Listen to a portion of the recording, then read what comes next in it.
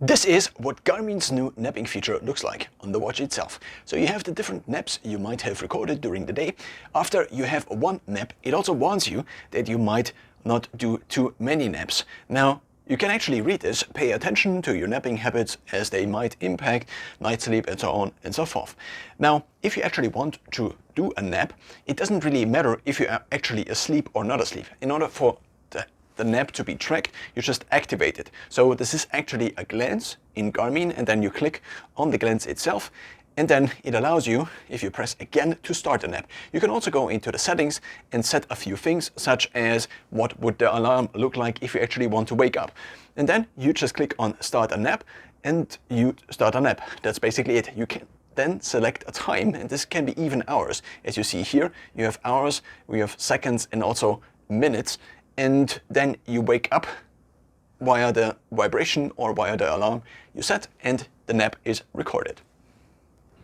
Now, the question is, what does actually Garmin do with this data? What I already saw in the new sleep coach is that it also appears as a factor in this new sleep coach. So the sleep coach is a relatively new setting that has, or not setting, but rather glance or option that has also appeared in one of the most recent Garmin betas. So I do have the beta installed, so you can enroll for a certain watch for the beta program, and then you actually get features basically earlier. So in the sleep coach, for example, if we now click on the sleep coach, what we see is that it recommends 7-hour 40. And this is now something that has adjusted, because I previously had 8 hours recommended, and now I napped and napped again. So I basically did a few naps. As you saw, the sum of all the naps is also calculated. And therefore, if we now click into the factors, which we can also see if we go into the sleep coach and then scroll down, then it shows probably the naps as a factor. Now we can go on the naps, and if we go on the naps, it shows them as 34 minutes. I don't know specific, it also shows them as a summary. So now it basically deducted, to a certain extent, the naps from my overall sleeping time that before was recommended as 8 hours. So this was basically the standard recommendation. And also you see the training load. So if you go into this, it is just the normal training load you also see, and it also goes up and down over time based on what is the optimal training load, which is the green zone. And that seems to be kind of where it appears, at least on the watch itself. Now, if we go into the app then, into Garmin Connect, what I also already saw is that if you have in Garmin Connect the body battery, and I don't know if on the watch itself it also shows the body battery. It does show the body battery, but the question is, does it show the naps in there somewhere?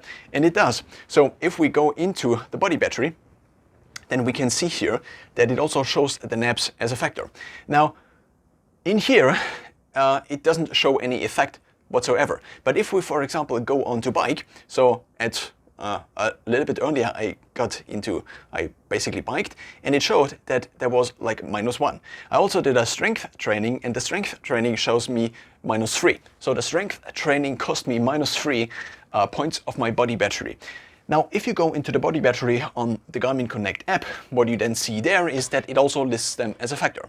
So if I actually was asleep during a nap, what often seems to be the case is that it gives me a +1. So 10 minutes of napping, proper napping, where I actually am falling into some stage of sleep. I don't know which stage it would be. Maybe sometimes I'm dreaming, sometimes I'm not, but usually it's just slightly below consciousness. And so Garmin also has the ability to automatically actually detect sleep. So this is much more a recording that is a manual recording. So you set it for 10 minutes and then it records. But there also is the option to just go basically not set amount of time. So you basically begin tracking the nap. But then it only records the time itself if it actually detects you sleeping. And this might be something to consider what you actually want to do with this napping feature. Do you want to use it in order to just get an overview of how much time you spend napping, and then maybe also have the time adjustment in the sleep coach? Or on the other side, do you actually want to only track the time you sleep?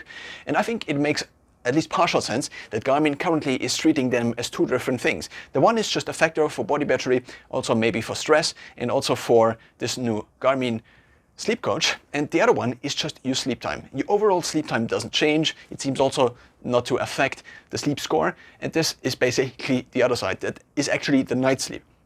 So the day sleep, the sleep that happens during the day, that is not in one batch, you can then call naps, and the other sleep would be the night sleep.